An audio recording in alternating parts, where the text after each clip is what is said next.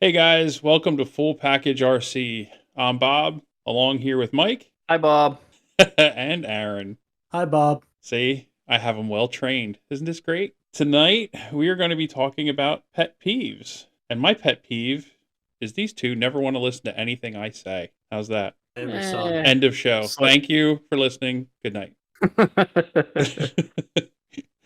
No, Pretty good. we're gonna cover some pet peeves. I put a thing on Facebook. We had a couple people reach out, give us some good ideas from whether you're at a RC track or a heli field. I have a couple even from being in the hobby shop. Just any kind of hobby related stuff that gets under your skin, itches your teeth, whatever kind of thing you want to say that bugs you. But that being said, anything new and exciting going on with you guys before you want to cover the pet peeves? Well, I think last time we did an episode, I mentioned that I ordered a very cheap basher from Amazon, and you guys were Oh kind yeah. of dogging me. And Yeah, how is that? I just want to let you know that thing is awesome. is it? Yeah, we beat the crap out of it. Jumped it off ramps, flipped it, all kind of stuff. It's holding up pretty good. Just I'm actually remember really shocked. when you order that stuff through Amazon and get that cheap stuff, and then when you need parts and try to go to your local hobby shop and they're not there anymore, Oh no, I'm not. I'm it's not that because dumb. you're ordering offline. Just throwing that out Yeah, there. it's all right. Hey, he could be one of these guys who never breaks a car. That's right. And, you No, know? I've seen him driving his cars. He's gonna break them. Yeah, it's actually pretty fun. Nah, So for as often as I'm gonna run that thing, which is probably that one time we beat the crap out of it, it's probably gonna hang on the wall for the next 5 years. nice. So for me, it was worth it. If For you're that, somebody that's going out and running them all the time, then I would probably recommend buying a name brand. so Mike's endorsing Amazon RC I cars. am. At least that It one. happens. That I've one seen was pretty. knockoff. That one Hang was on a pretty second. fun. Where's my I've seen notebook? I have to write down another pet peeve here. there's been knockoff helis at Heli Fun Flies. Yeah, I've right. seen knockoff I don't product know. everywhere. I don't know about that. That's a little sketch. He's Yeah, gonna be I don't condone them, but I've seen them. Mike's Any gonna of be those flying. rotating mass. Mike's gonna be Oh, flying the Grablins. what was the old T-Rex knockoffs? The Grablins.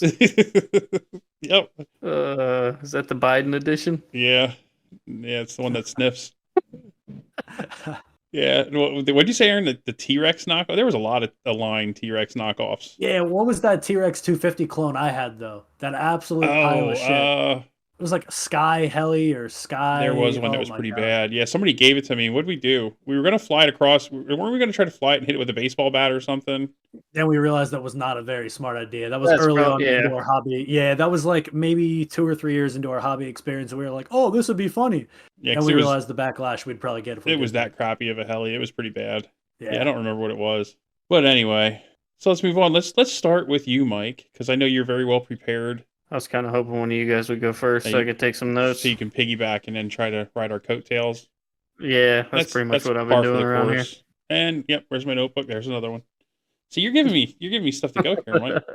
Come See, on, that's Mike. what We I'm had so- homework. That's what I'm supposed to be doing for you guys. Yeah, my pet peeve is We had just gonna say Mike Sobey. Pet peeves. Let me think.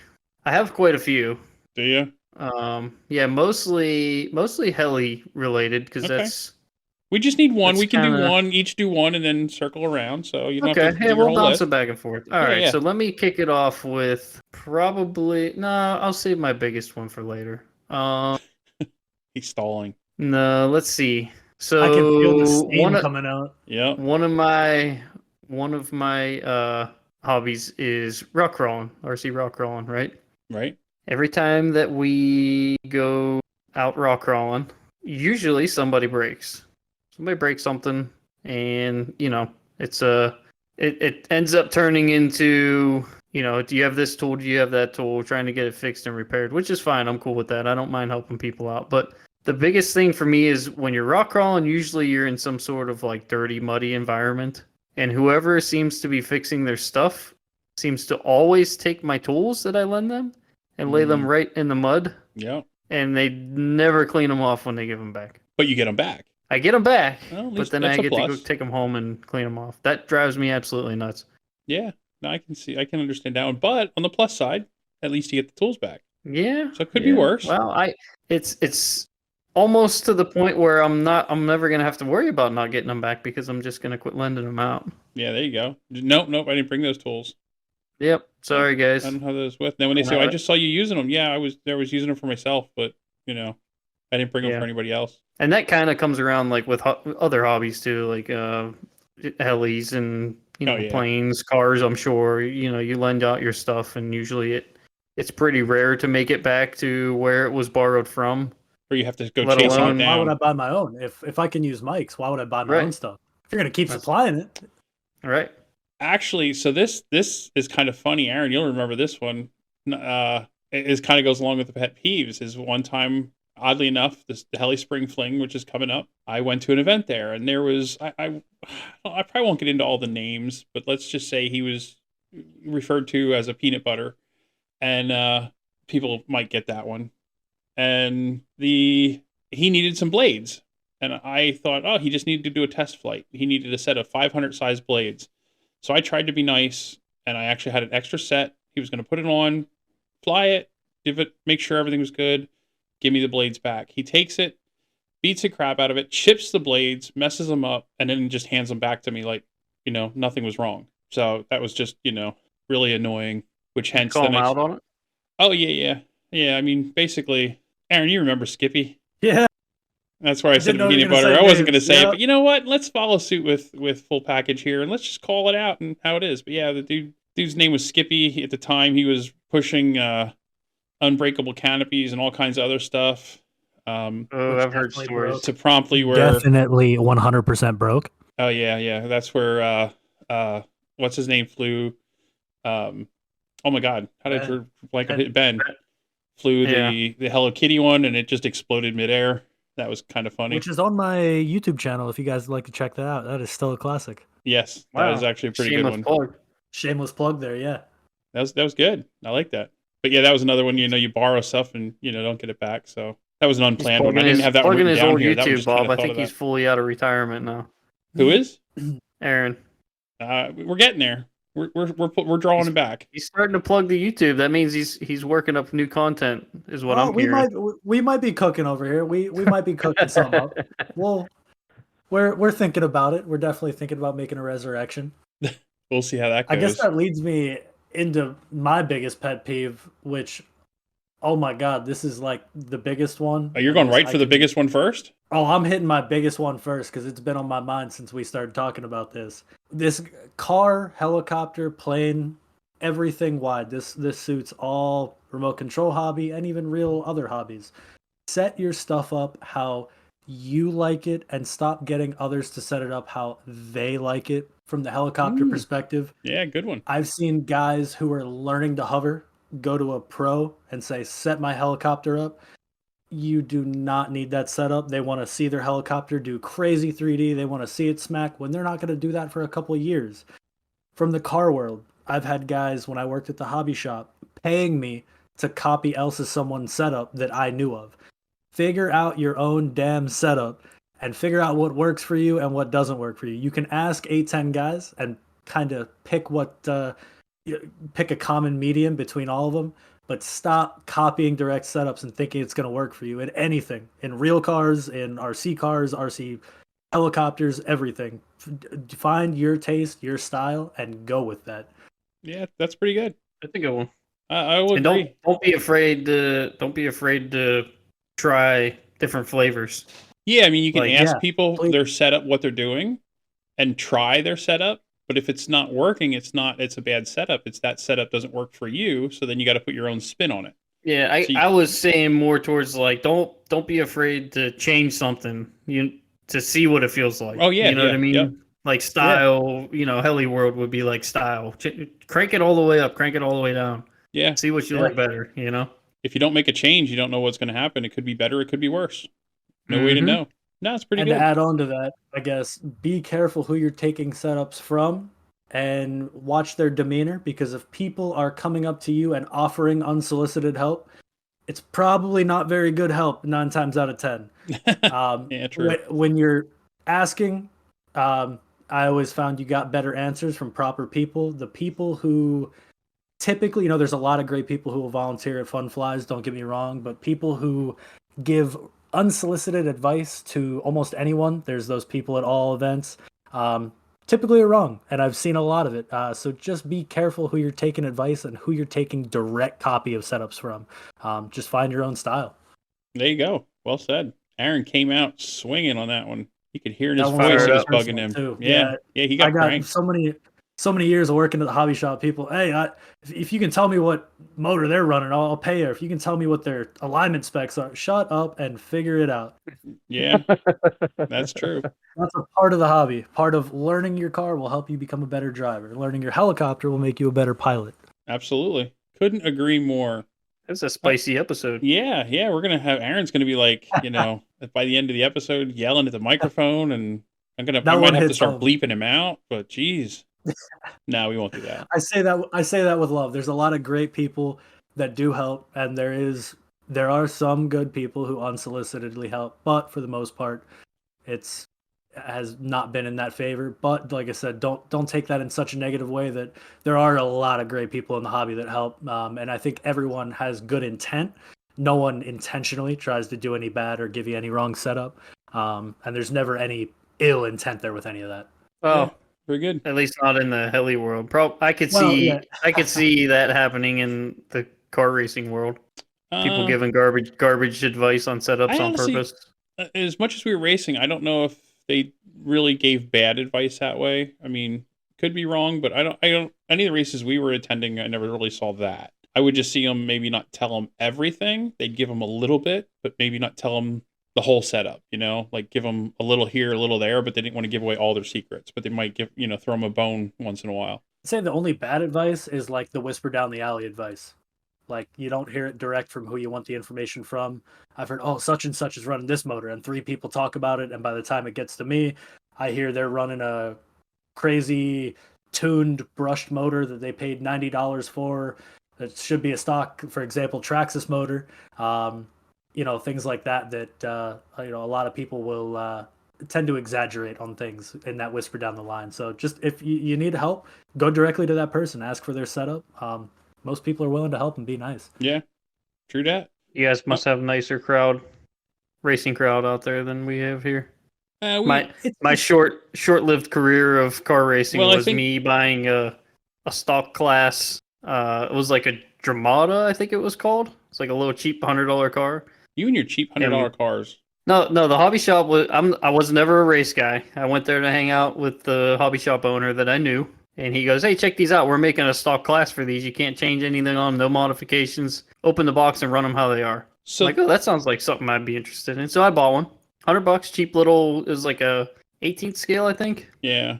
And take it out on the racetrack, and obviously was getting it handed to me in the turns, but on the straightaway, I was actually passing people on the long straightaway. And those guys got furious, man. They wanted me to take the cover off it, inspect it, make sure I wasn't cheating, make sure I wasn't running a LiPo, all this stuff. I'm like, I literally just bought it. I didn't even have a charger. I had the hobby shop owner charge the battery for me. Yep. And it just totally killed my racing career, because I'm like, man, if this is how these guys are with this little chintzy ass thing, I don't even want to get into where it's with competitive. The car racing, it kind of goes where the smaller, the cheaper the racing.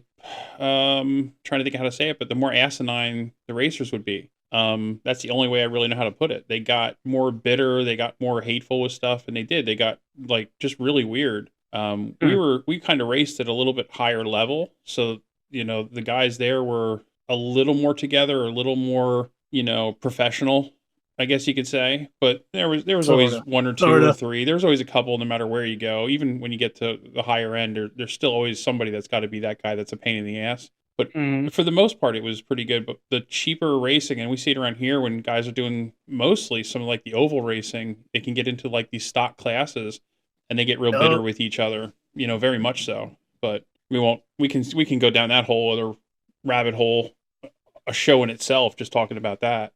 What racers do. That's for sure. Yeah, I've always had a soft spot for wanting to try some touring car stuff, but I always go back to thinking about that, and I'm like, man, do I really want to come out here and get irritated and like potentially get in fist fights over RC car race? You know what I mean? Yeah, we got to remember trying to learn stuff. But cars, helis, any of it. We're big boys playing with big toys. You know, it's Right. supposed to be out there having fun, and if you take the fun away from it, there's, you know, Yeah. you're going to lose an element of it. You got to have fun.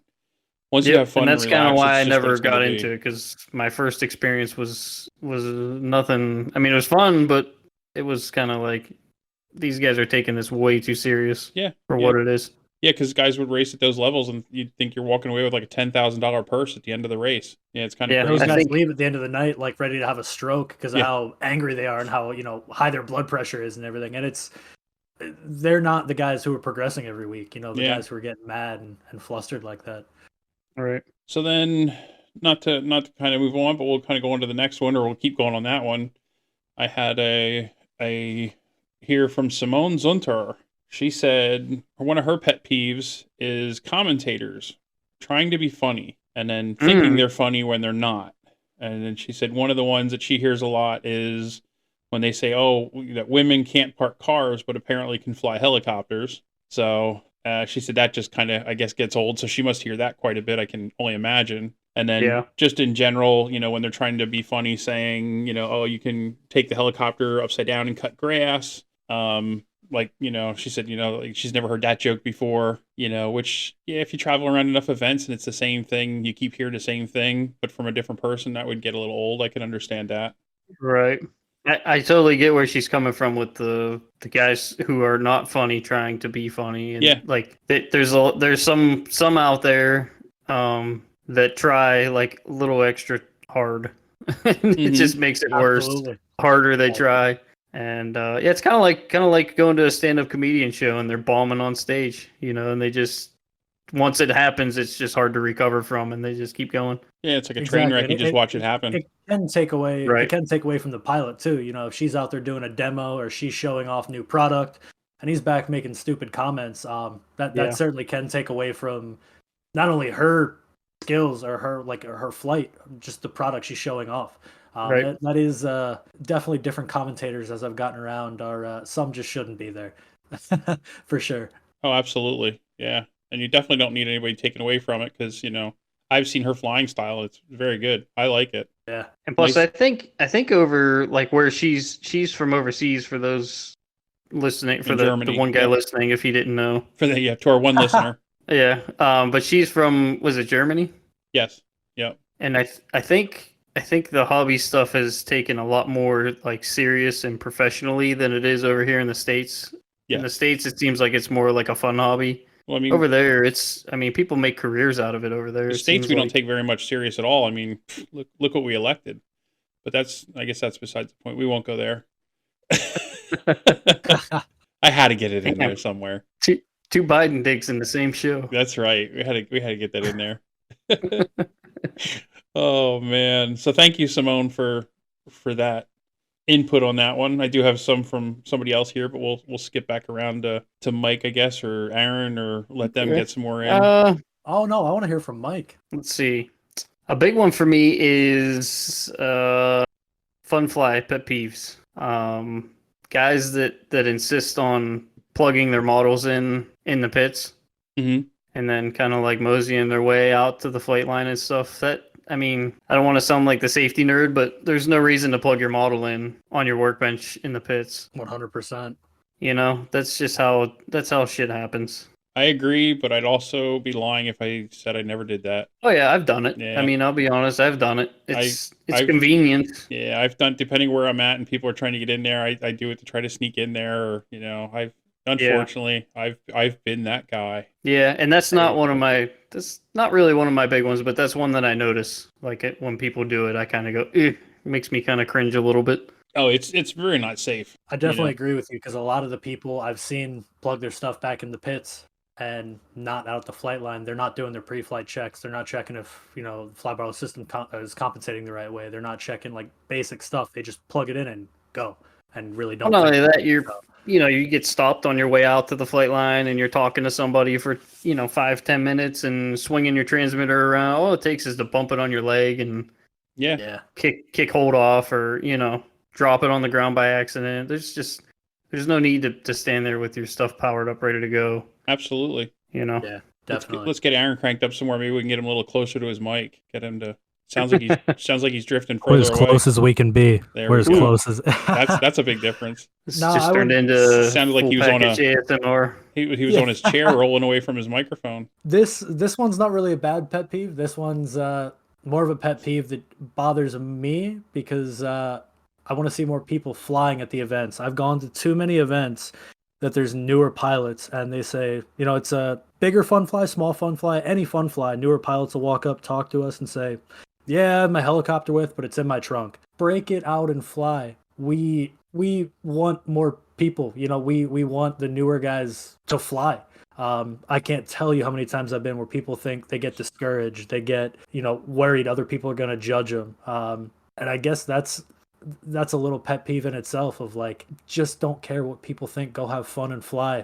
One of our best friends we fly with will not fly in front of people, and he's a great guy. We love flying with him. We fly with him because we like him, not so much as flying. And just no matter your skill level, fly at a fun fly and have fun. Did you just say you drove don't like his 1 flying? That's hour. kind of mean. Not don't like his flying, but it's nothing special. It's nothing crazy. He's going to listen to this and know who you're talking about. Shout out to you, Larry. I was going to say he might be our one listener. Whether you're driving an hour to an event or you're driving 10 hours to an event. I mean, I've met guys who have driven 12, 16 hours to IRCHA and they go, yeah, I'm not flying. I'm just hanging out. Please break your stuff out and have fun. I mean, I've been have flying for fun. how many years and I still suck. I'll fly in front of people. I don't care. Doesn't Yeah, bother I mean, me. people, I think you learn more at an event because there is a lot of positive reinforcement from a lot of people. There could be someone laying it down in the flight box next to you on the deck, and you'll get the same applause from a random group with just a little hover. If people know you're a newer guy. I've seen guys just kind of get that confidence boost and that little bit of positive reassurance I think they need. And I think that can be good for them. Agreed. That's pretty good. That sort of almost falls into this next one in a way, which is pretty good because another one we got from Mr. Jimmy Tate. He said he hates seeing people when they come to fun flies just loading up their tables with like a dozen helis and then just not flying. Thank you. I'm guessing that's what I mean. So that actually kind of ties together. So I think it's basically, you have your table, your canopy. They set up this really massive area to show off what they have, but then it just sits here on the table and they don't do anything. So that I think all sort of follows together of, you got to take it. It doesn't do any good. Just sit on the table, take it out and fly it. I mean, if you crash it, you crash it. And, maybe you'll be lucky. Somebody has the parts there. If they don't, that's, if you had a dozen helis on the table, you just grab another one and go. You get time to rebuild for, whenever. Yeah, I always go back to saying, telling people that, and I actually think we might have said this on here before, one of the previous episodes was, every single person, I don't care who it is, Kyle Stacey, Kyle Dahl, every single one of them has been in the position that you're in when you're standing there feeling intimidated. And the only way that they get past that is by going out there and actually flying. Yeah, absolutely. And if you're intimidated and you're nervous or whatever, and if I'm at the fun fly, come find me. I'll go out there. I'll hover with you. I'll do circuits. I'll do to help you kind of break the barrier. But you gotta make a step to get past it, or else you're just gonna waste your time going there and sitting around. You're not gonna get to enjoy the full experience, the full package. Oh, that was good. There you go. That was good. Did they? Nice. Very Comes good. full circle. Okay. No, that was a good point he had. That was And that's why I said it almost definitely tied good right pet peeve. in with what you were saying. That was all sort of like the same sort of thing. So, you're not the only one who kind of thinks that way. I think a lot of people want to see the new guys come out and fly, because that's what gets the hobby growing. That's what keeps it going. If anything, that's a good pet peeve. It's not us mad at anyone. That's us wanting more people to just have fun. That's it. Mm-hmm. What's interesting is a lot of people have the same pet peeves. Oh yeah. And that is probably in almost everybody's list of pet peeves, is that guys show up and don't get to enjoy it fully because they're too nervous to get up and fly. Yeah. Fly absolutely. or drive or whatever discipline you're in. I'm sure it's the same in the car world. Yep. Yeah, it is. Guys will show up to races and they'll feel intimidated. They'll see everybody racing around and they'll be afraid to want to start. And then they see guys at a higher level of racing, and then they think they're going to jump right out with them, and they're not. That's not where you start. You're not going to go, oh, I'm going to go race cars and go hop on a track with a NASCAR guy. That's not how it happens. But kind of talking on racing, one of my things, and getting away from the helis just a little bit, is back with the cars. So one of my pet peeves, my personal pet peeves, has always been guys at racetracks. If they don't have the skill or they're struggling with setup or whatever it is, they just think, I'll spend more money and that'll make me faster. So they'll show up with the hottest motor, the latest, greatest thing, had it sent out and worked over, and the car has the latest, greatest parts on it. It's the newest tires. It's the whatever. And because they have all this money thrown into it, automatically they feel that they're going to be faster. And then they just like blow a gasket at the end of the day when they get beat by somebody who has maybe a third of the money spent that they do, and completely whoop them. And that, again, it goes back to, you got to have fun. It's supposed to be relaxing, a de-stressor, and you're not walking away with a $10,000 purse. We're grown men playing with toys that just cost a lot. And, that was always something for me, because they'd walk around bragging, oh, I just bought this OS 21 VZB magnesium head motor for, I forget what they were, like $800, $900, sent it out to EB Mods and had everything all done inside of it. That was another couple $100. And, then I'm out there running a motor that was $200, and they get mad when, I'm beating them. And it just got frustrating. That one's probably one of my biggest pet peeves, honestly, of the whole thing. That one's probably gonna be my biggest one. I think that goes the same in line with the heli world as well, and probably the airplane world, and because you get guys that they get discouraged or don't want to fly because they have a T-Rex 500 or an older Raptor 90 or something.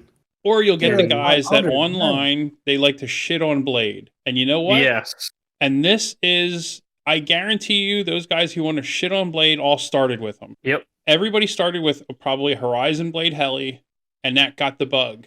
Are the Blade helis the best? No. Honestly, now I will say, like the 600, they had some good helis over the years. I still own two 600Xs, and I actually really like them. There were some design flaws. What's that? When you're not trying to get me to crash them. Yeah, well, that you got to have some fun somewhere. I didn't try to get you to crash them, but it just, sort of happened. But so they had good helis, but you can't go back now. The company that got you started, can't go back and just shit on them, because that's where you learned. You advanced beyond what those guys could do, and they fill a need. They fill that need to help get people in, take them from beginner to maybe intermediate, lower advanced levels, and make you learn all that stuff. Then you can go out and buy the Goblin or the, whatever the greatest thing is you want to get, You will learn more on a Blade MCPX than you will learn on a brand new Goblin 700. I promise you that. Yeah, you learn some crazy collective skill there. Some of the cheapest stuff, if you learn on the cheaper, lesser equipment, you will always succeed when you move to the better equipment. Learn on, I wouldn't say cheap knockoff stuff, but learn on, if you, like Mike said, if you find a Raptor 90, you pick it up for 50 or $100, sure, beat on it, have fun. Who cares it's not the newest thing? Have fun with it. Yeah. Right. You can have fun, because the pucker factor is not as great. That's the whole reason we get into hobbies is to pass time and have fun. Real quick story: we have a new helicopter guy at our club who showed up with a Blade 480 all set up, ready to go. Now he's just at the point where he's hovering. He was flying it in safe mode. He had one of the Spectrum fiberless units on it. And that Fusion has, 480, I like that heli. That's a good heli, actually. Yeah, it's actually a really nice helicopter. Yes. Well, he showed up and everybody had Goblins or Trons or XL Powers or whatever, and he kind of got discouraged and didn't want to fly the Blade anymore. And next time I see him, he's got a Goblin 500 and he's got a Goblin 420, and now he just texted me tonight actually and sent me a picture. He just built a raw Puma. Jeez. And he's hovering, like tail end hovering, and I'm like, man. So I had to call him up and have a chat with him. I'm like, look, man, it's great. I'm glad that you're excited and you're enjoying building the models and stuff, but you need to go through the steps. Stick with the Blade. The Blade's a perfectly fine helicopter for where you're at in the hobby. Yeah. There was no reason to go buy all this other stuff, Yeah. He said that he hears people talk about how bad Blade is, and like we just said, people like to shit on Blade for whatever reason, and he heard that and kind of got discouraged and didn't want to use it anymore. And that sucks, because that heli, I helped someone build one of those when they came out and set it up, and it flew actually really, really well. Yeah, I flew his. It flies really good. Yeah. I And there mean, we go. it's a fully capable 500 size helicopter. Yep. I mean, some of my you know. fondest memories are with a Blade 450 3D, the flybarred one. That I Mhm. mean, just beating the absolute, living life out of it. They take it, and they were cheap. What was beautiful about that? I'd dump it into the ground, and it would be a $20-$30 crash. Blade is still to this day the king of newer pilots because of that. You can wreck it, I feel agree. comfortable. You're not wrecking a Goblin 500 that's going to cost $100 to $200 minimum. You can beat on them, crash, and learn again, and then move up to your better stuff. And for anyone that wants to know, he just mentioned a Blade 450. I still have two of the 450 3Ds sitting on the shelf here, and the one he kept beating the crap out of is still sitting here. Mhm. They're great. A couple Yeah. 130s, 180s. I got a couple of those. They're good.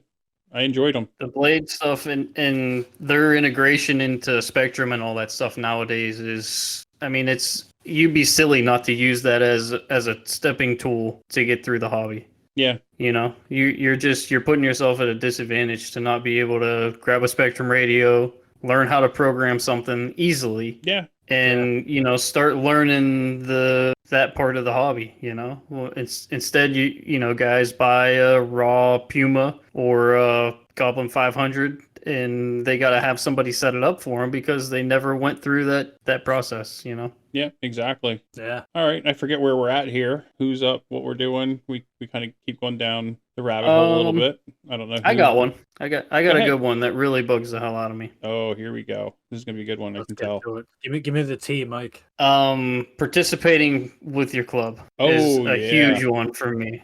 Yep. Yeah. I don't know when it happened or why it's happening, but for whatever reason, people nowadays seem to think that, and this is coming from, I'm a club officer, so I'm involved with the club and I get to see it every single year, every single person that comes through. For whatever reason nowadays, people think that they're buying a service when they join a club, that they're paying a fee to use a field. And that is not what you're paying for. You are joining a club, which is exactly what I just said, is a club, which means you need to be part of the community. Yep. That's your club. You're supposed to go and help maintain it. You're supposed to help run stuff. You're supposed to go participate in the events, help the events, Help start set the up events. the events. Yes.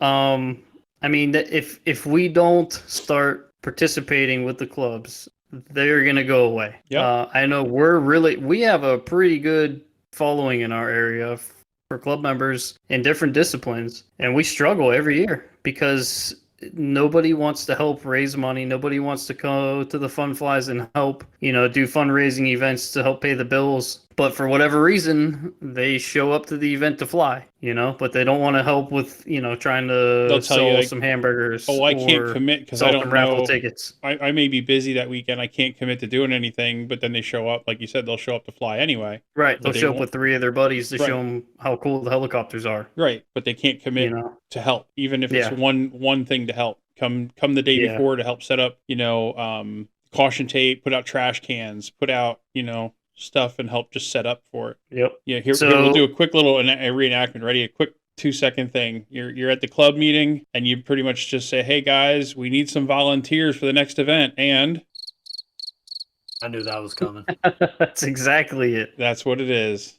That is exactly it. And you know what? If you're the guy that goes to your field and bitches because nobody is ever out there, you're only at fault to blame yourself, because people would be there if you would put energy into your club and help people try to get motivated to come out there. I mean, it grows on itself, if that makes sense. Yes. When you start putting in energy and you start having, I'm not saying go out and start a fun fly next week, but I mean, go to your club's meetings, for Christ's sake.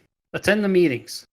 We have club meetings every month, and there's 5 officers and maybe 2 members that show up. Nice. And how are you supposed to get anything done as a club when nobody's there to help make decisions? Yeah. I mean, it's just ridiculous. So if you're in a club, participate. Be a part of the club. Don't be an ass bag that's just thinking they're paying for a service that they get a nice manicured field to go to every weekend. Yeah, without doing Put some anything. effort in. Contribute. Yeah. That's pretty much what it comes down to. Yep. Absolutely. I have Yes. something that'll tie into that a little bit later as one of my probably last ones I'll get to. But yeah, Aaron? This one's going to be a little interesting. Hobby shops. Oh, okay. Pep From someone who's Mayors. worked someone who's worked at a hobby shop many years. It was a great experience. I loved the shop I worked at. I still do. I'm no longer there, but I absolutely love the shop. And I had a ton of fun. However, support your hobby shops, but support the right one. Support the ones that support the community, support the ones that donate to clubs, support the shops that are giving product out at your local races.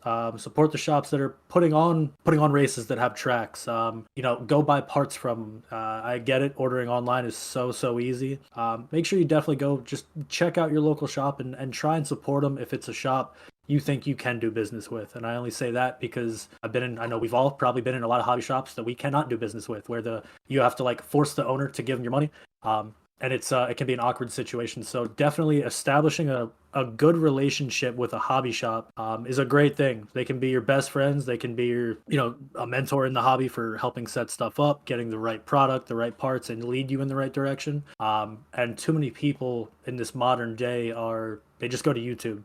They go to YouTube and they go, oh, I'm going to get what this guy's getting. Instead of going to their hobby shop and maybe seeing what the right way of doing things is, and finding a knowledgeable hobby shop. A lot of people get led down a very wrong path. So just try and support your hobby shop and try and support the ones that support your local clubs and support your local tracks. Because too many people just do not. Well, and to piggyback on like what you're saying, absolutely, you're 110% correct. Because you'll get guys that'll come in, they'll buy something online, they'll buy those, I don't know, I'm just something off the top of my head, those cheap Amazon cars, and then it's I just knew it. something off the top of my head. But then they'll buy that, and then they'll buy whatever parts they see somebody buying online, and then they can't make it work. Then they come into the hobby shop, set it on our counter, and say, "This is broken. I can't make it work." And when I say, "Well, I can put everything together. I can make it work," but it's a little bit of a labor charge, or they want to get upset. So you didn't buy the car from the hobby shop. You didn't do anything from the hobby shop. Why should the hobby shop be expected to fix your car for free? Or even if it's a name brand, if you bought a Traxxas car and you bought the Traxxas car online and all the parts, and then you have a warranty issue, don't expect to go to the store. Yes, the store can probably get the parts covered under warranty, but the labor is not something that's going to be covered under warranty. So you got to think about that stuff if you can't do it yourself. If you're worried about having something where you want the full coverage, go buy that car at the hobby shop. That way, if you have anything for parts, for labor, for anything, I know with us, if someone buys a car and they take it home and they come back with a very simple issue and maybe it is a warranty thing, most of the time, there's no labor that's going to go along with it. You bought the car from us. We thank you for doing that. And we want to do that. Now, if you come back and it's whooped on because you were ever loving shit out of it, that's a different story. But little stuff does happen. So no, that's a good one. It's very, very case by case. And that's where, like, if you establish a great relationship with your hobby shop, I mean, we had, and I know you still have, a lot of great customers that I was guilty of it when a lot of people would come in. I would help almost too much. There was times I would give free labor in trying to assist because I liked the person. Yeah. Because they came in and truly needed help. They, something I could have charged someone for, I just wanted to help them out and see them succeed. So I would do it because we had that relationship and they had been supporting us and it was a mutual thing. So supporting your hobby shop isn't just do business with them, give them your money and go. It's, yes, buying the product from them, but also potentially relying on them for those extra little favors that honestly everyone may not get. Every customer through the door, I would like to say, gets treated the same. However, it's very dependent upon your attitude and your relationship with us. If you're nice, you're easygoing, I'm going to do everything in my power to help you out and probably not charge you for basic labor.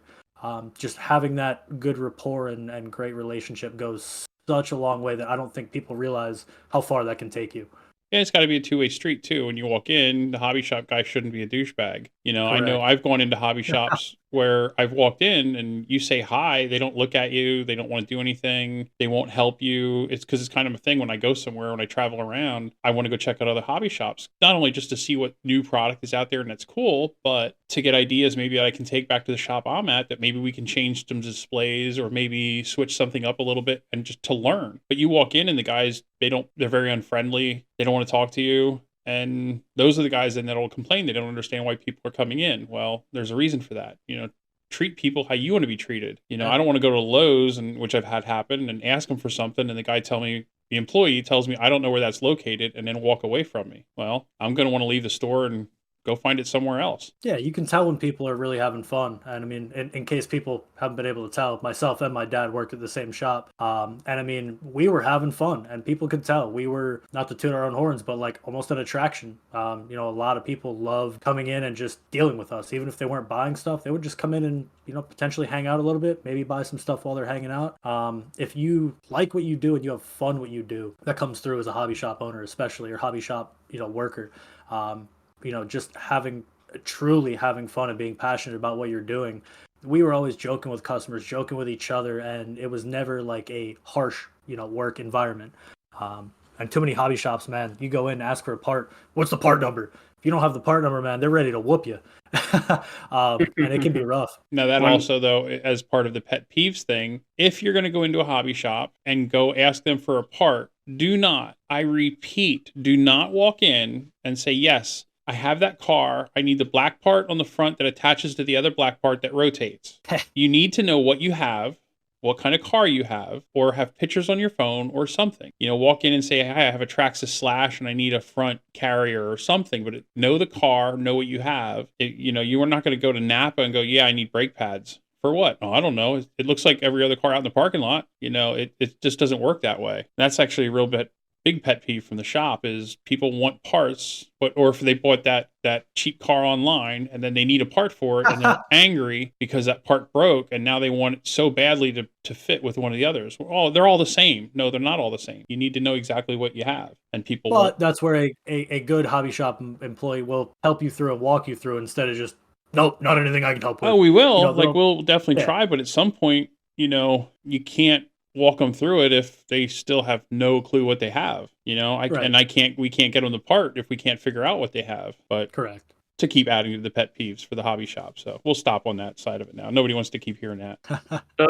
Real quick, not really a pet peeve, but you guys mentioned something about like hanging at the hobby shops. Our local shop used to be owned by a guy back when like the 3D airplanes were big, like 2012, 2013-ish. And he used to put a build table in the dead center of his shop, and you would buy a kit. He had couches there. I mean, we would go there and just hang out, just waste hours. Nice. Sitting on the couch, drinking Coca-Cola and building airplanes. Somebody would have a big giant airplane. We'd watch them build it or help them build it or whatever. I mean, that was a lot of fun. And then he sold the shop to somebody else and he ripped it all out and turned it into a carpet track and got rid of everything except for car parts. So if you're not into racing cars, then you kind of have no business going down there. Yeah.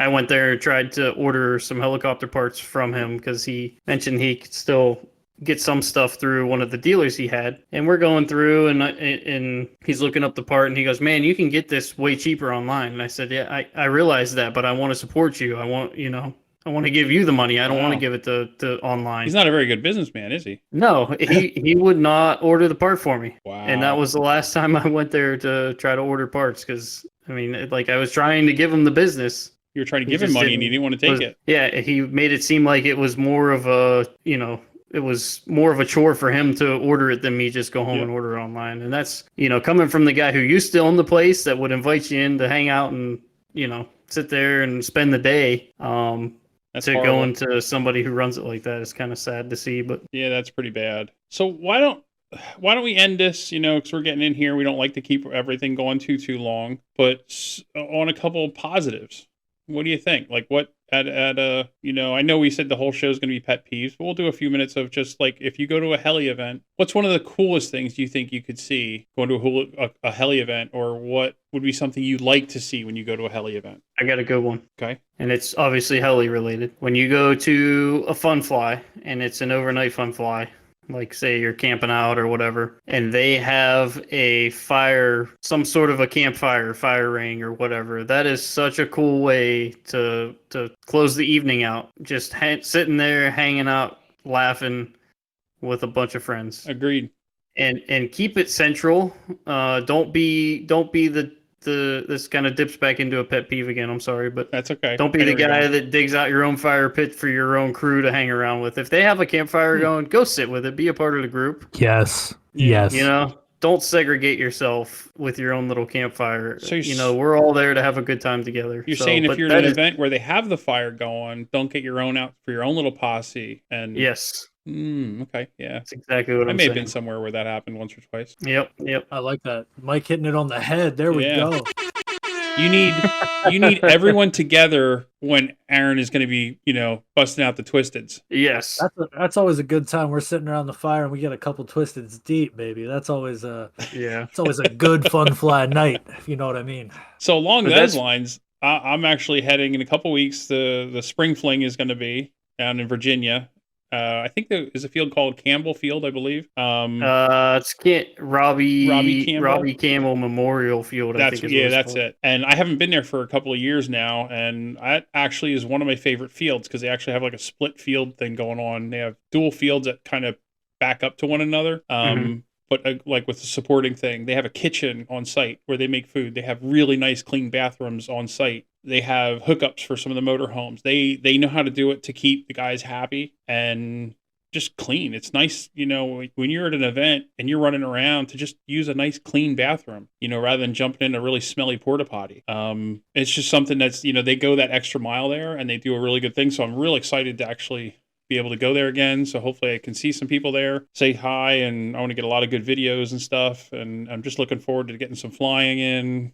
I've been flying. I went yesterday a little bit, trying to get some flying in so I don't look like a complete retard out there trying to fly since I haven't flown for a while. I'm sorry. Can we still say that word in 2024? Okay. Not offend anyone. Here at Full Package we can. That's right. There we go, baby. Like it. But that's, so I'm looking forward to that. Getting down there. May or may not have Aaron with. We're working on that one. He might be with us. We'll see. I'm gonna try. I'm gonna do everything in my power to try and make it out. So in 70% chance you'll see me there. Because anybody who hasn't seen him in a couple of years will be a little surprised to see what he looks like these days. A little different. What does that mean? Because you just look a lot different. You're not the little kid that a lot of people remember since you've been kind of coming back into it again. True. It's just funny. I'm a full grown man now. Yeah. Now you're an annoying grown man instead of an annoying kid. You got it. Spoken like a true dad. That's right. I'm allowed to say these things. Even if I wasn't a dad, I'd probably say it anyway. No, looking forward to it. It's going to be a good year of flying, racing, drifting, all that. That's for sure. Pet peeves aside, it's going to be a good year. 2024 is going to be it. What do you think? Yep, I'm looking forward to it. I actually, I'm dusting off some airplanes this year. I'm going to try. Ooh. So every year I always tell myself I need to become a better airplane pilot. And I kind of get a little bug going and it fizzles out and I end up playing with helicopters for the rest of the year. This year I want to make a more of an effort to try to get my airplanes out and run some fuel through them and try to work on some stuff, man, because I was on my way to be a pretty decent airplane pilot until I met Dave Karish, which is one of our local friends here, and he sold me a Blade 450X actually. Yep. And got me hooked on helicopters, and I never really went back to the airplanes again. So the helis just sort of sucked your soul. Good man. Yeah, there's still a spot there that I feel kind of like I didn't complete something, like I was on a trek to learn how to be a decent airplane pilot, and I just kind of gave up on it. So yeah, I think I'm hoping I can work on that this year. We'll see how long. I thought about that. I want to get one of those little ultra micro radians from E-Flight just because they're really just to mess around with. I actually have one of those. They're kind of fun. They're kind of neat. Yeah, they're fun for sitting around like the campfire, like we talked Exactly. about. That's why I just want to get something like that. The only other plane I want, which I've actually been looking for, and I don't think I find, years ago, I had the original Striker. I think it was the Striker Q. I was gonna say Cub Cadet. Never mind. No, the Striker. And it was a flying wing. It had like the tiger stripes on it. And I had that thing and I absolutely loved it. You can't get them anymore, but I would love to find one of those and get my hands on one of those. It just was ailerons. It had rudders, but they weren't usable rudders. It was all ailerons. I absolutely love that thing. What's that? I know somebody who has one with the yellow and gray tiger stripes. Yeah, they want to sell it? I will have to talk to him. Because I've been looking for one, and I want one in the worst sort of way. My father-in-law has one. Yeah, tell him to sell it to me. Yep. Hopefully this one doesn't end its life like your last one ended. Yeah, well, They have something had to be sacrificed for some packing peanuts. Don't they have one similar to that called like the Hadron or whatever? Oh, I don't know. I know they And it came out has with something called the that one looks really cool because it has Scimitar or thrust something vectoring. later, but they had different versions of it. They had another version of the Striker too that had the rudders, but it actually gave workable rudders. I don't want Yeah. that. I want just the Elevons, that old gray and yellow. That Yep. thing, I absolutely loved that thing. I tossed it up. It was dented and dinged and messed up because I would just throw it in the back of my truck. I'd get it out, slap the battery in it, and just go. And then we just sort of started putting Mountain Dew bottles on the ground and trying to do full speed passes inverted and trying to see if we could tip them. Not without hitting them, but just hit them, clip them enough to tip them. And I may have hit something a little too hard Pulled the wrong somewhere way. along the line and, kind of I was busted gonna say everything up. I don't see how that could have went wrong. No, not at all. No, it was so much fun though. But yeah, I was at the club. I picked up all the pieces, walked over to the garbage can. I tried to pull off what I could and just shoved the rest in the garbage can and called it a day. You had so much flight time on that. I like ingrained in my head have that striker, that high pitch, that really Go ahead, do annoying it. high pitch. You almost were going to do it. I'm not. That was That's it. yeah, That's it. That crazy striker That motor scream. sound. I want that. that. Was fun. Yes, you need to talk to him and see if he'll sell that to me. I'll ask him. I don't know if he will. I think I'm not 100% sure, but I think he learned how to fly on that thing actually. Really? Yeah. Tell him he owes it to me for damaging my hood with a fox pelt, or not a fox, a coyote pelt. Damaging your hood with it. Yeah. Tell Tell me damage my hood by when you put the coyote skin across my hood of my truck. That's funny. That was funny. That was hysterical. It might work. You never know. You can gild him into it. If not, I'll try. Yeah, we'll try. He may not have it anymore, but I remember him digging it out, and he was flying it around the backyard. Yeah, that'd be awesome. A few years ago. I keep trying to find one of those things, and I'll find one eventually. But all right, gentlemen, anything else anybody wants to add? No. Looking forward to getting out there and getting some flying in. Absolutely. Yeah, weather's finally breaking. It's getting a little nicer out. I'm, like I said, hoping to get out to the spring fling and get some more flying in this year. Me too. I've actually been getting some flights on the Steam AK-700, and I'm finally getting over my weirdness of flying 700s harder. So I'm feeling a lot more comfortable finally with the 700. Nice. No, you're not. No, I actually am. I was let it sit a month and then come back to it and shake again. No, I had it out yesterday. I was actually doing some lower flipping with it and didn't feel nervous one bit. I felt very comfortable with it. I'm digging it. Other than the fact I'm probably gonna have to get a different motor for it, but I'm digging it. Well, now I'm curious. What's that? Why are you gonna need a different motor? Well, the motor, I have a feeling the motor that's on it is it's really, really getting hot. It's a Scorpion. I forget the exact numbers on it off the top of my head. It was in a Blade 600, but it was actually a 700 sized motor, so it was overkill for the 600. I took it from that and put in the 700. However, in between there, it had been in a crash, a pretty good crash where it actually severed all the wires and everything off of it. And I was told at that point, they really couldn't do much because those wires are coated wires. You can't solder to them, really had to send it back, blah, blah, blah. Well, I basically took a wire brush. I cleaned all the coatings off. I cleaned everything off. I cleaned all the wires, got them resoldered, no problem. But I think I'm still getting some kind of extra resistance error, or, that's creating an issue. ESC is not getting hot, but the motor is really getting pretty freaking hot on me. So I think there might be something else going on there. Scorpions are known to run really hot for some reason. Yeah, this hotter than most. Yeah, Anyways. This thing's definitely, because I even put the aluminum or the metal motor mount tray on it, or motor mount bracket, and that's getting really hot, dissipating the heat off of it, and it's still really hot. The heli's flying fantastic. It's not giving me anything. Put a hard flight on it and see what it does. That's what we're going to see. So I did make a few tweaks on it. I went into the ESC and made a few changes. Just I'm going to play a little bit and see if it does anything. Yeah, try turning the timing up or down. I didn't change the timing. I changed, what is it, the pulse width modulation. Okay. I changed that a little bit. So I'm gonna play with that and see what it does. And then worst case scenario, maybe I'll get like an X Nova or something for it. But we'll run it and figure it out. But I'm really happy with this 700. I'm feeling real comfortable with it. Awesome. Looking forward to getting lots and lots of flying in. That's why I want to be feeling good and comfortable for the spring fling, so I just don't look like an idiot out there. Well, heck yeah. My flying doesn't look like an idiot. I'll always look like an idiot. That's, that's just a given. That's just me. Yeah. Thanks for agreeing. Appreciate that, buddy. All right, gents. Thank you very much for everybody with the pet peeves. Thank you, everybody, for listening and throwing some comments our way for what you wanted to see. And we're going to maybe come up with some other shows like this in the future. And I'll reach out through the Facebook and the Facebook. Wow, am I old or what? Jesus. There he goes. Jesus The Christ. Facebook. Okay, boomer. Yeah, I know, right? Yeah. I'll reach out through Facebook and, see if anybody has any suggestions, or if you have suggestions, find us on there and tell us what you think. But we appreciate you listening. All our one listener. Maybe after this one we'll be up to 2 listeners. We'll see. That's a tough bet. How bad is it if we only have 2 listeners and there's even 3 of us? That means we don't want to think about that too much. Whatever. We'll get mom to watch it. Yeah. Yeah, no, she tried. Parents She doesn't want scaring them to. away. All right, guys. And on that note, we will see you on the next show. Thank you very much for listening. You have a great night. See ya. See ya.